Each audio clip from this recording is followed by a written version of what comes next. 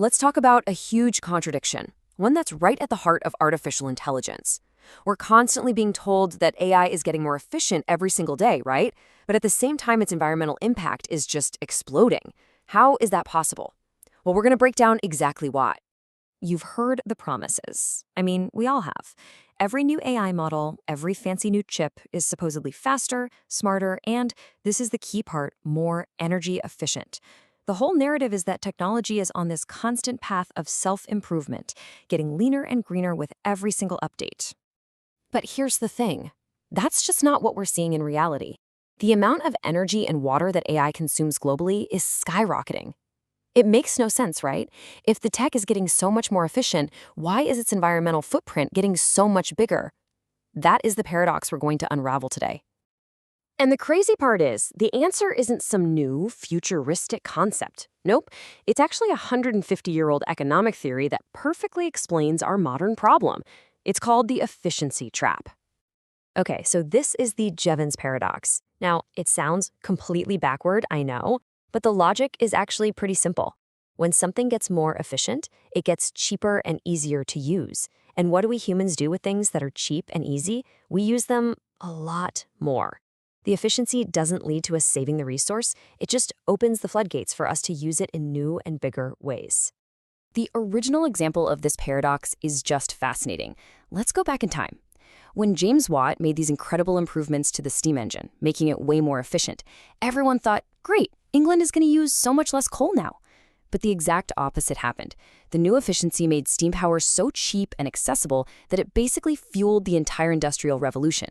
And coal consumption? It went through the roof. It increased tenfold. And the man himself, William Stanley Jevons, he totally called it way back in 1865. He warned everyone that making a resource easier to use doesn't mean we'll conserve it. He said the very contrary is the truth. It actually drives a whole new wave of demand. And this perfectly, brilliantly explains the problem we are facing with AI right now. So let's fast forward to the 21st century and see how this paradox is playing out.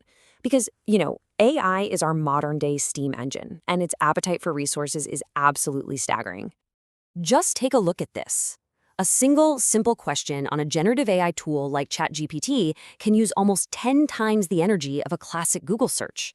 We're not just doing the same old things more efficiently, we're now doing these incredibly energy-intensive tasks, and we're doing them millions and millions of times every second. And, the size of the AI model, that matters immensely. Just look at the jump here. A bigger, more complex model like Llama 3.1, it emits about 30 times more CO2 for just one query than a smaller model. And to put that into perspective, the energy it takes to run that single query is the same as leaving an LED light on for 17 hours. For just one question. That's wild. And it's not just about electricity. AI is thirsty. Incredibly thirsty. The data centers that power it all need gigantic amounts of water to stay cool. We're talking about a potential global water footprint of up to 6.6 billion cubic meters a year. It's a mind-boggling number. So here's what really drives the point home for me: the scale. A single high-end AI server can draw more power than your clothes dryer at home. Now, don't just picture one. Picture thousands upon thousands of them stacked in these enormous data centers running at full power 24 hours a day, 7 days a week. That is the hidden industrial revolution that's powering our everyday AI chats.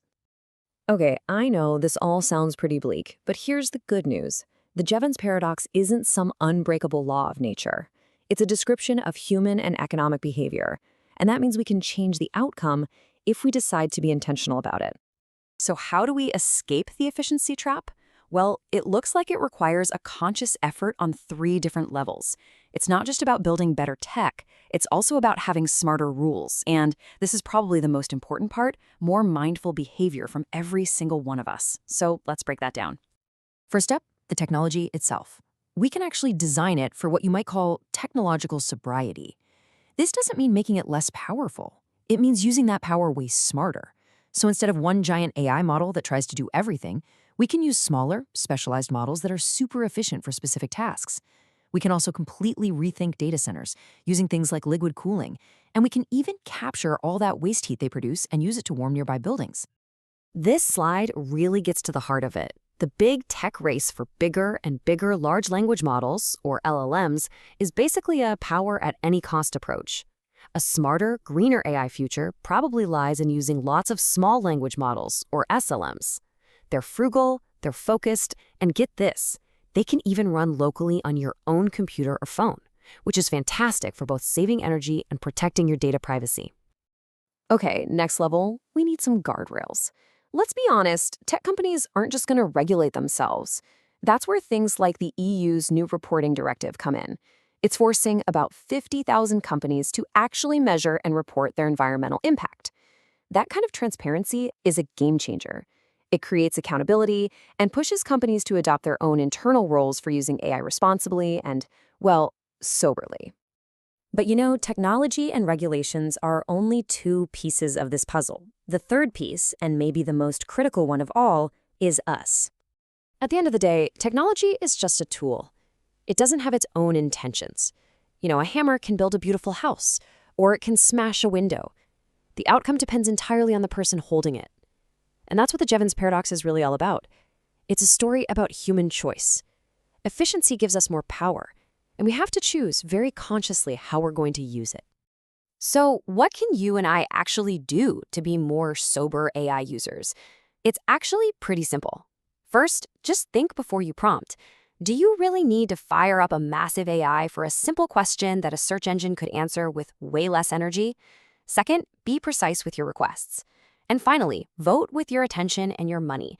Choose AI services from companies that are open about their energy use and are committed to using renewables. And that really leaves us with the ultimate question, doesn't it? The technology is only going to get more and more efficient. That part is pretty much inevitable. The real unknown in this equation is us. Are we going to take that amazing new efficiency and just use it to consume more faster, falling right into that trap? Or will we have the wisdom to use it to actually do more with less?